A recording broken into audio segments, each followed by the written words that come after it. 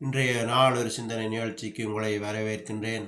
இன்றைய நாள் ஒரு சிந்தனை நிகழ்ச்சியில் நான் சொல்லப்போவது டாக்டர்மாருக்கு என்னென்னு சொல்லி பார்த்தீங்கன்னு சொன்னால், இன்றைய காலகட்டத்தில் உலகம் முழுவதும் பார்த்தீங்கன்னு சொன்னால் மனித குலத்திற்கு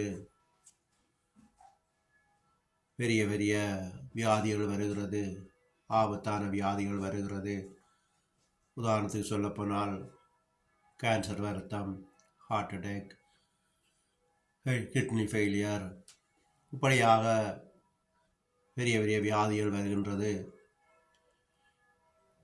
இந்த வியாதிகள் சுகமாகணும்னு சொல்லி இன்றைக்கு மனித குலம் டாக்டர்மாரை தேடி அலைந்து கொண்டிருக்கிறார்கள். அதனால் இந்த டாக்டர்மாருக்கு நான் ஒரு சில அறிவுரையை சொல்ல விரும்புகிறேன். இந்த டாக்டர் என்னும் தொழில் ஒரு புனிதமான தொழில். கடவுளுக்கு அடுத்ததாக இந்த டாக்டர்மாரை மனித குலம் நினைக்கின்றது. ஏனென்று சொல்லி பார்த்தீங்கன்னு சொன்னால், இந்த உடல் என்பது நோய் இல்லாமல் வியாதி இல்லாமல் இருந்தால்தான் எங்களுடைய உயிர் அந்த உடலில் இருக்கும். உடல் நோய்வாய்ப்பட்டு ஆக்சிடென்ட் பட்டு இருந்தால் அந்த உயிர் அந்த உடலில் இருக்காது.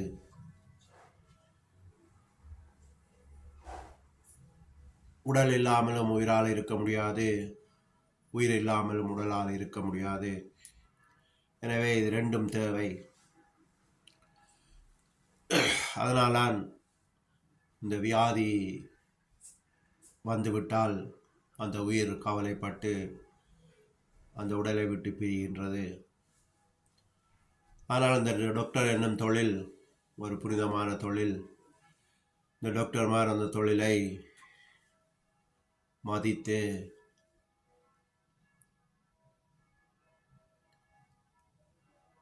பயபக்தியோடு செய்ய வேண்டும்.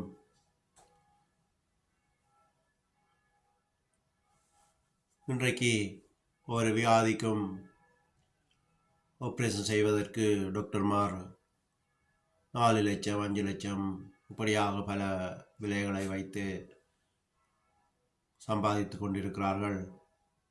சில டாக்டர்மார் இந்த பணம் கொடுத்தால் தான் நாங்கள் ஆப்ரேஷனை துவங்குவோம் சுகப்படுத்துவோம் என்று சொல்லி விலை பேசி கொண்டிருக்கிறார்கள். பணத்தினால் ஒரு உயிரை மதிக்க முடியாது. ஒவ்வொரு உயிரும் விலையேற பெற்றது.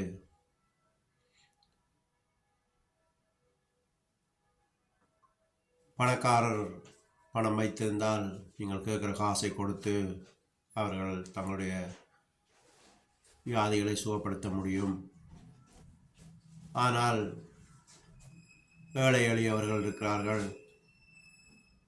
அவர்களால் நீங்கள் கேட்கும் பணத்தை கொடுக்க முடியாத நிலை வரும்போது, நீங்கள் கட் அண்ட் ரைட்டாக இருந்தால் பணம் தந்தால்தான் நான் ஆப்ரேஷன் செய்வேன், சுகப்படுத்துவேன், பேஷண்ட்டை பார்ப்பேன்னு சொன்னால் அவர்களால் செய்ய முடியாது. அப்போ அந்த உயிர் கேள்விக்குறியாக இருக்கும். பணம் என்பது எங்களுடைய வாழ்க்கை தேவைக்காக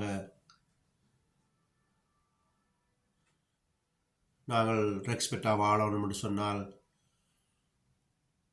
ஒரு வீடு, ஒரு கார், தேவைக்கு காசு இருந்தாலே போதுமானது. மேல் மிச்சமாக வீடு வாங்கணும், சொத்து சேர்க்கணும் என்று சொன்னால் நாங்கள் உழைத்து கொண்டே இருக்க வேண்டியது.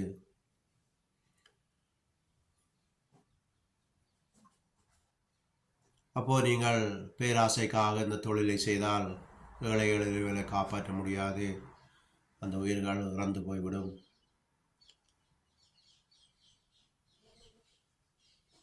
கடைசி காலத்தில் உங்களுக்கு அந்த உயிர் ஆபத்து வரும்போது கடவுள் உங்களிடம் கேள்வி கேட்பார்.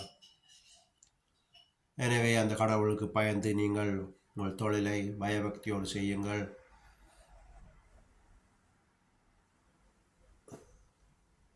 ஆக்களை அறிந்து நீங்கள் பணத்தை வாங்கி அவர்கள் உயிரை காப்பாற்றுங்கள்.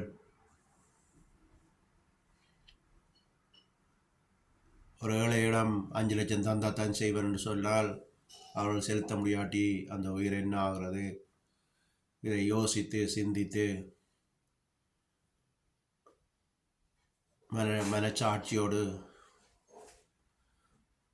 உங்கள் கட்டணங்களை அறவிடுங்கள். அவர் உயிரும் விலையேற பெற்றது. ஒவ்வொரு உயிரையும் காப்பாற்றுவது உங்களுடைய கடமை. கடவுளுக்கு அடுத்ததாக நீங்கள் இருக்கிறீர்கள்.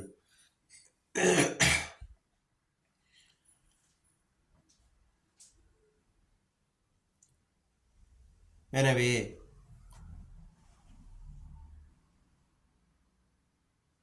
பேராசையை விட்டு நிதானத்தோடு உங்கள் தொழிலை செய்ய வேணுமாக கேட்டு இன்றைய நாளொரு சிந்தனை நிகழ்ச்சியை முடித்துக் கொள்கிறேன். நன்றி, வணக்கம்.